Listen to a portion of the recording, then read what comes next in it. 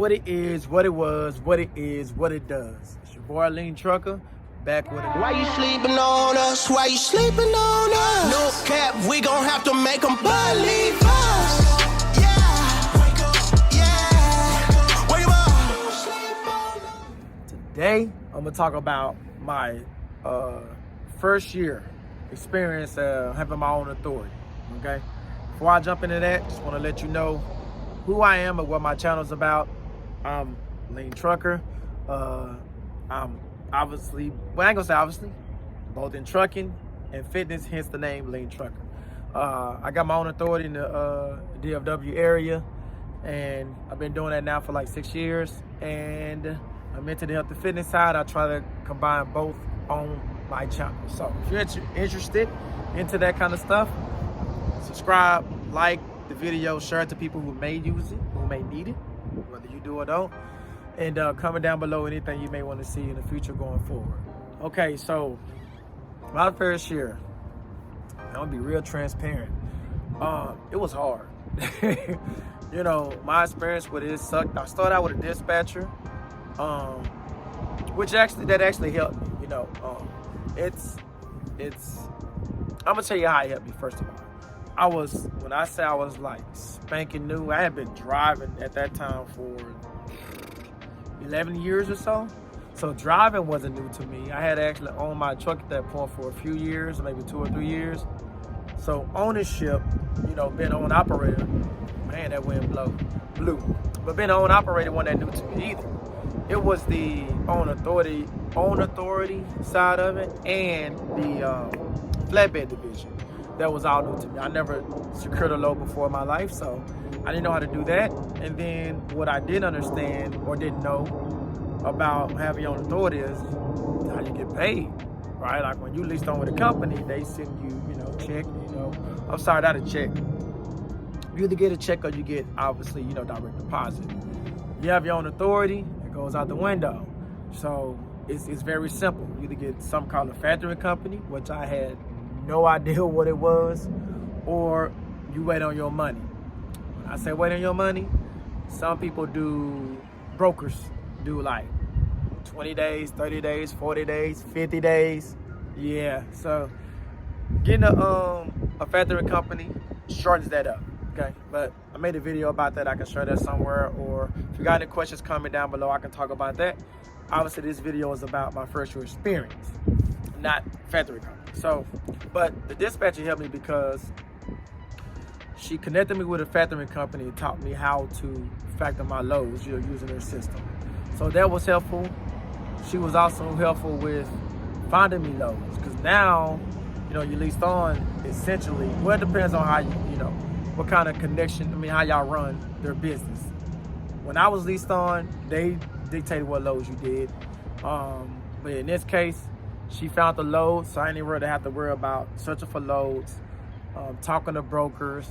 All that stuff would have been a ton for me. Like, I wasn't used to any of that.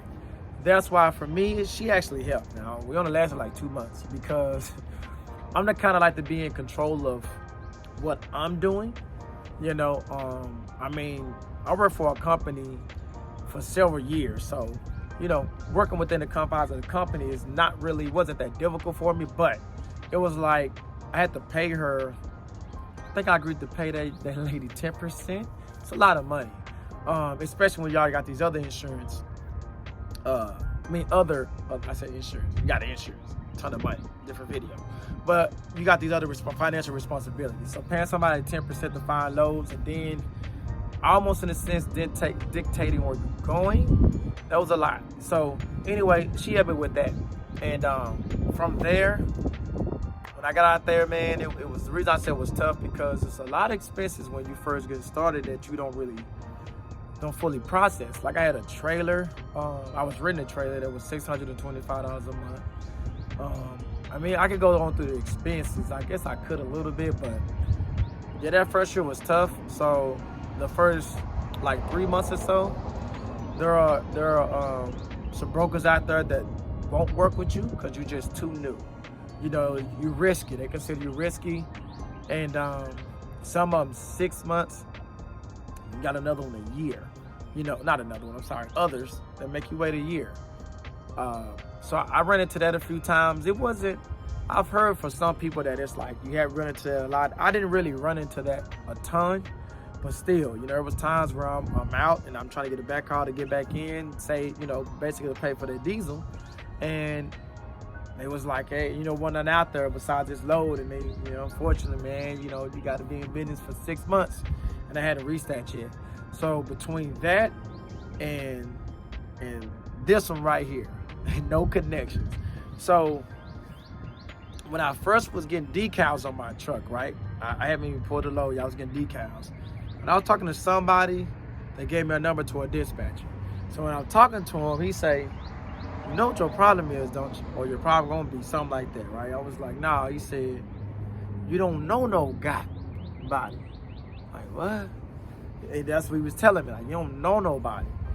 That was a real thing. Like, it didn't sink in then, but it sunk in later as I was going through these struggles of that first year. Was you don't know anybody. Like, it takes time to get out here and build connections. The importance of connections is that you run into situations where, like at the beginning, you have to use load boards to find your loads. Talk to brokers, work out, negotiate loads, all that. You got to use that. Well, as time go on, and the more connections you make, especially if you start running the same lanes, the same area, you can just start either texting. Y'all have a type of relationship. You can text, email, whatever, and just start be like, hey, you got anything for tomorrow? You got anything for next week? Or you're not really using the load board as much. Using the load board, it's iffy. It's up and down. It's not all bad. It's not all good. It can be both. It can be horribly wrong at sometimes, and it can be awesome at other times. But having connections is important. My first year, I had none. So it was very difficult. It was so tough for me, to be honest, where there was several mornings I remember waking up, going get on the computer and looking for a load because I didn't have anything. That was a horrible experience. And then I only had a day cab too, guys. So that's another thing that was important. With me only having a day cab, that meant that I couldn't go anywhere. Like as far as distance wise. If I had a sleeper, I could book a load, going wherever and still kind of survive. But when we having a day cab, we need to be home every day. That was even tougher. It limited me with that flatbed as well, because flatbed, a lot of them people stop receiving at 4 o'clock in the afternoon. So when you're starting out at 7 in the morning looking for loads, it already limits your time to go out, pick up the load, deliver the load, and actually really make your money. So it was so tough. I'm about to wrap this video up because I didn't want to drag it on. It was so tough on me though that I was like about 3 months out. You got to renew your insurance every single year. I was about 3 months out where I was like, if this don't get any better, I'm quitting. I told my friends that I was dead serious. I'm like, when I say quitting, I was gonna go back to lease alone where I was, because it wasn't worth it for me at the time. So, but I didn't quit. 6 years later, I'm still in. But yeah, that's what it is, man. That was my experience on my first year. I could go into much more detail, but I said I will not drag these videos on. So that's all I got, y'all. Like I say, like the video, share the video, comment down below. Any comments or any questions you may have. Keep it in mind, stay on the grind, one day at a time. Salute.